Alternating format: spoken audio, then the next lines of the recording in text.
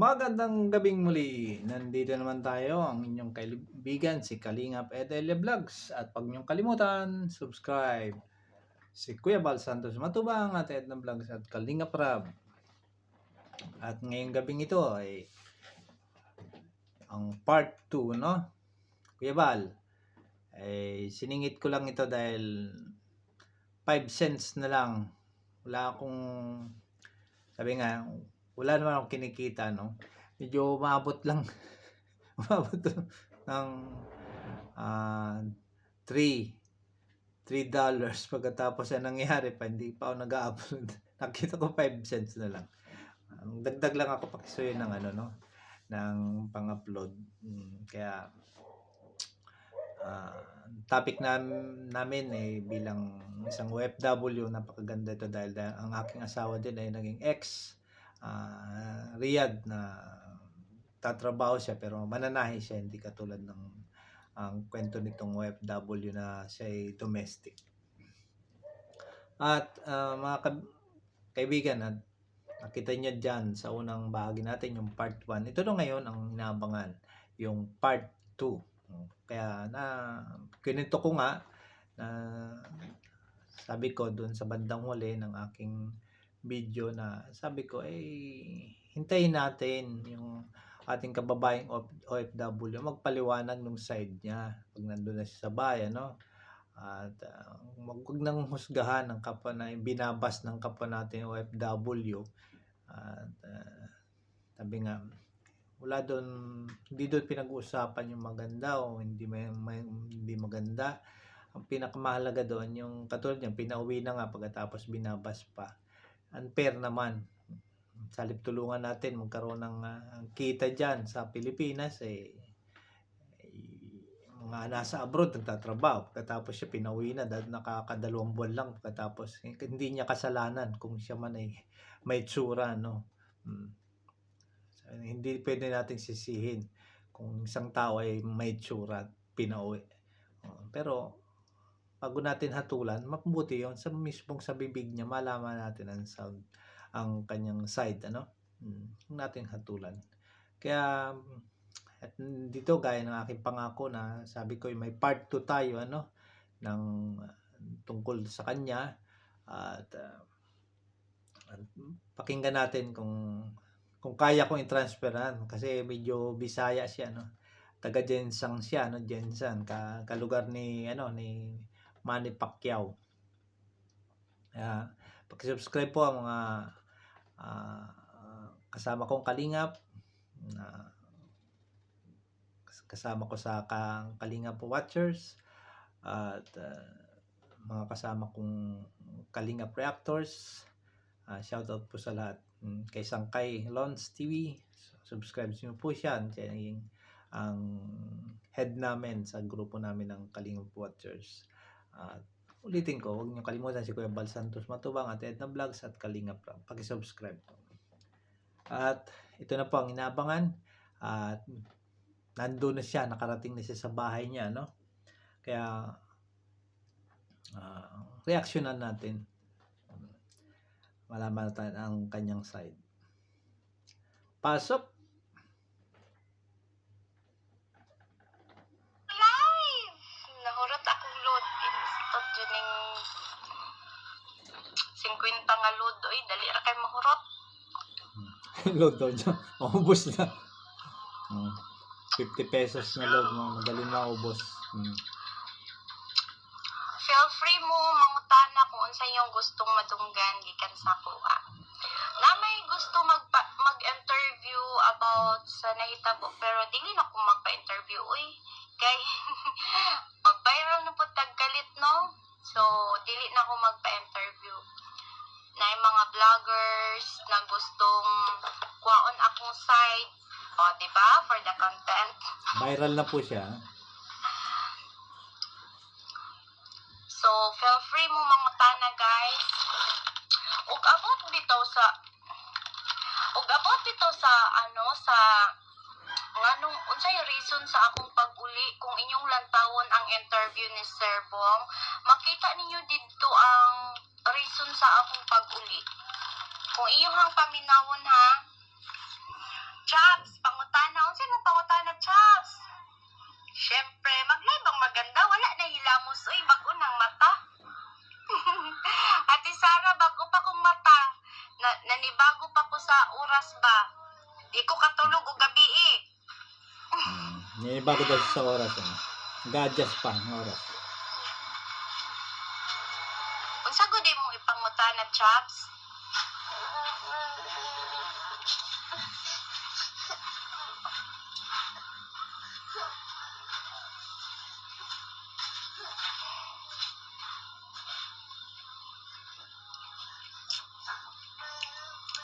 Ate Bibib.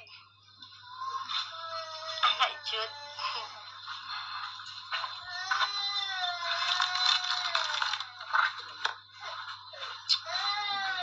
Nagilak na. Nagilak ang baby, guys.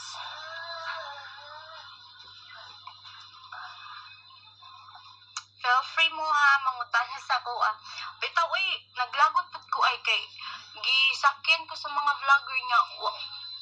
Ang uban pud nga tao, wala sila naminaw sa videos ba sa istorya nako. Ang ilahang gibasihan is ang caption lang. Tapos dagan kay ni gawas nga unsa nga mga reason nga nudong ni uli ko first katong ako daw sinuotan sa akong pagtrabaho is pang Pinas. Tapos magawas daw ko nakatawel. Guys, kung kamo ha, first tubagon nako. Ang akong suot jud nga magtrabaho is naka-uniform jud ko. Tapos naka-hijab na ha. Tapos for about sa mali. Tulad sabi nga niya, no? Naka-uniform siya pagkatapos naka-jihad pa, no? Naka-abaya. Kaya, yun ang side niya. Katapos, pakinggan natin kung paano naman yung tungkol dyan sa issue na meron daw isang OFW na nagsabi naman na siya ay lumalabas ng banyong na nakarap ng towel, ano? At para maintindihan natin, no? Kasi minamasama. Hindi natin alam kung yun ay kasama sa loob ng trabaho niya, kasama niya mga amo niya, masama talagang tingnan niyo kung gano'n. Pero pag yun yung nakabukod naman, kasi nung minsan, katulad ng trabaho ng amo ko, nakabukod silang apartment, nakabukod yung mga nagtatrabaho, iba naman yung bahay ng mga amo. Kaya alamin natin ang side niya. Tapos tualya nakagawas. Hoy guys, lisod pud mag-green coat ko no. Gikag CR. Lagi ako ang sa mga OFW no, murag karon lang ko kadungog nga ang CR nga asa sala. Syempre kung ikaw kadama, ang CR jud nimo na jud sa inyong kwarto. So feeling free ka nga magawas ka nakatawel kay nasa imong kwarto. Ngano unsa di ay mali kung magtualya maggawas. Ako ang CR Chaps is nasa kwarto. Na ako sa 4th floor. Nana ko sa 4th floor, sa mga labahanan, sa mga plansyahanan, dito na among kwarto. Okay. At least naintindihan niyo yung side niyo, no? Na hindi yung katulad nung unang balita na nabalita na ito ay kasama daw ng amo pagkatapos lumalabas, nakikita ng mga amo nang lumalabas na nakaganon. Mali, di ba? Namin siya na sabi niya, pero anyan doon sa sarili niyang banyo, nasa 4th floor siya, nakabukod. Kaya din yung mga pambabas na sinasabi na siya ay gano'n ay mali. Kaya pakinggan natin ang side ng dahil tama naman yung sabi niya. Kahit sino man sa atin, maski ako, tayo mga naliligo tayo pagkatapos kung wala ka naman dito sa amin sa Italy may mga sa 4 ang season dito, may winter, may spring, talagang malamig, pero may bathrobe kaming ginagamit. Pero kung sa mga lugar na may init kung nakatuwalya, anong masama doon? Lumabas ka galing ng paliligo, magre-raincoat ka, normal nakatuwalya, kung wala naman siyang bathroom, 'di magtutuwalya. Ah, 'Wag nating masyadong exaggerate yung, pamumuna ano. Ah, Sabi nga lahat tayo ay 'pag hindi naman naligo, mapupuna na naman, pagkatapos, ngayon naliligo, napupuna pa rin, Hmm. Mas pangit naman lumabas ng basa at hindi nagpalit ng damit, yun pa 'di ba? Sabihin may diferensya naman, kaya wala paglaglagan ng tao, maaari talaga, unawain natin at pakinggan yung side ng bawat isa dahil hindi natin alam ang sitwasyon. Madali lang kasing mag-ano, mambas o magbigay ng mga kuwento na hindi naman tayo nandun sa lugar. Kaya, ah, payo ko lang sa mga katulad natin, lalo mga kapwa babae 'no, 'wag niyo naman ka-anuhin yung kababayan natin, wala na nga ng trabaho pagkatapos, lumalabas pa yung mga issue na hindi naman totoo. Okey, pakinggan natin siya.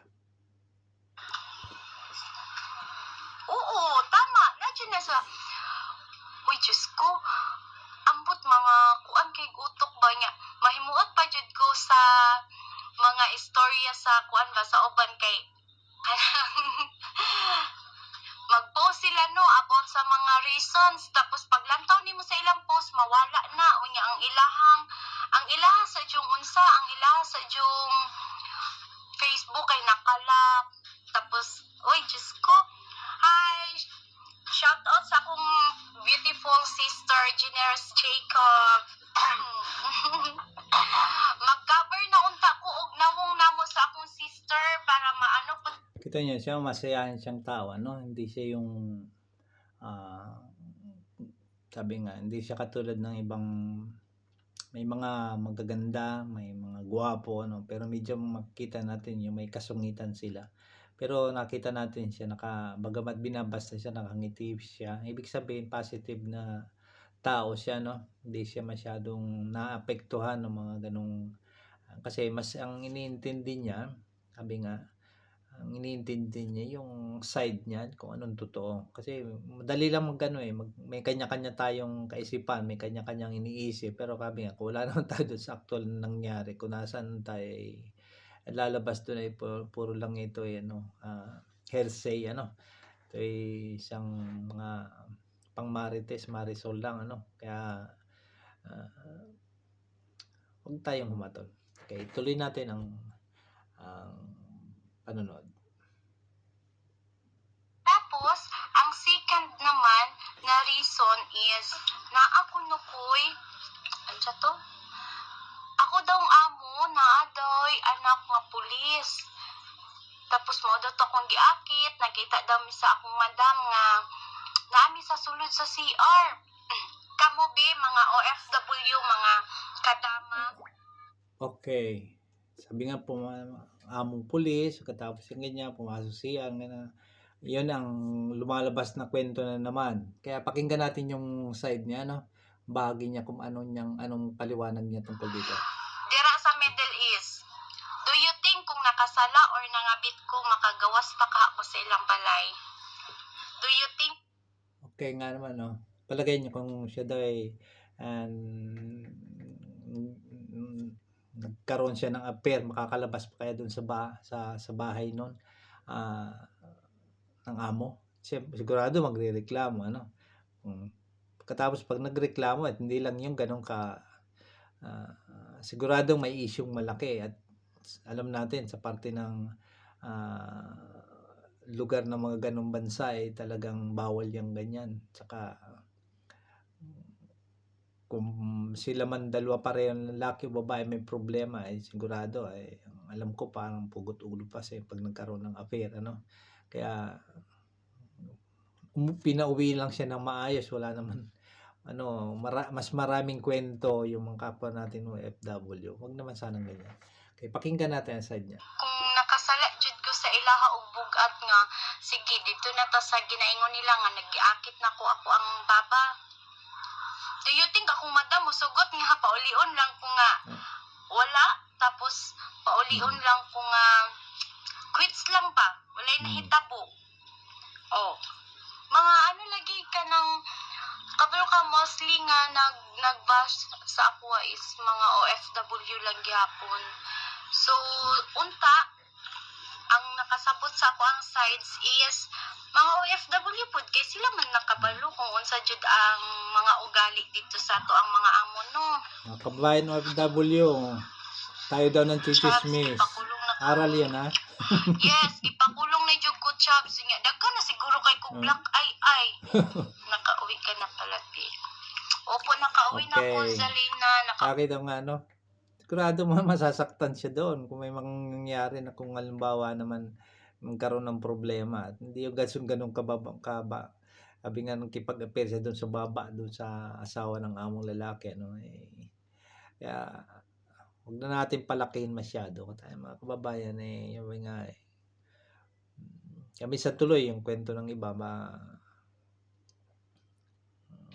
kung may tsura man siya, hindi niya yung kasalanan. Huwag natin gawa ng kwento, unfair. Nakauwi na ako, nandito na ako sa province namin. Tapos unya daghan na po nag-screenshot sa akong naong nga pangit ko.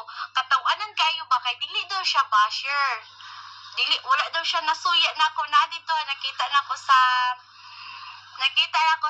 sa comment section. Wala daw siya nasuya pero pati ang marpil na ko iyang napansin guys. Wala daw siya nasuya pero pati marpil na ko iyang napansin. Tapos kaya na, sabi nga na hindi naman daw siya nasuya, hindi siya naiinis siya. Pero pati daw yung ngipin din niya, sabing napapansin pa. Ewan ko kung tama yung pagkaano ko, yung paliwanag ko ng Bisaya. Kaya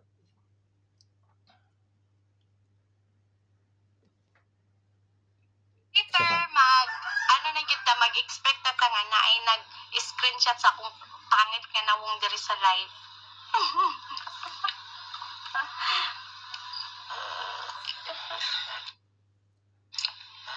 Kasi na ako nalak. okay. Diyan natin tinatapos ang ating reaction. Nakita naman natin ang side, narinig natin yung side ng ating kasamang OFW na salip na tulungan ginawan pa ng kwento na bas. Pero siya, balo yan sa akin. Sabi nga, parang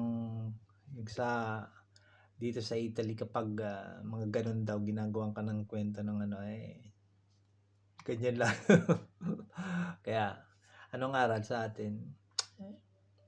Tindi natin yung pamilya natin, sarili natin, tapos huwag natin pansinin yung iba dahil may mga iba, kanya-kanya tayong mga problema kung hindi man tayo makatulong huwag na lang tayong pumuna. Hindi kasalanan nung kasama natin ng OFW kung may tsura man siya, hindi dapat ganun. Ngayon, kita nyo naman, 50 pesos niya talagang para makapag lang siya sa Facebook, talagang sinasabi niya, talagang wala, umuwi siya ng walang pera. Kaya nakita natin ang sitwasyon. Pero hindi halata, hindi siya masyado worried. Kasi ang pinakamaganda sa lahat, walang nangyari sa kanya. Dapat doon ipasalamat natin, nakasama niya ang pamilya niya, hindi siya lumapit sa gobyerno natin, hindi siya lumapit kay Tulfo. Mas pangit kung dumating ganun po sitwasyon na may mabigat na problema. Sa halip na magdamayan tayo mga kapwa natin OFW ganun pang ginagawa. Huwag na hanggang ganun. Okay. Ito po muli, abangan nyo ang part 3 dito sa Kalingap Edelia Vlogs. At huwag niyong kalimutan, pakisubscribe si Kuya Bal Santos Matubang at Edna Vlogs at Kalingap Rab. Ito pong muli mula dito sa bansang Italy, ang inyong kaibigan si Kalingap Edelia Vlogs. Nagpapasalamat. I love you all. Bye-bye.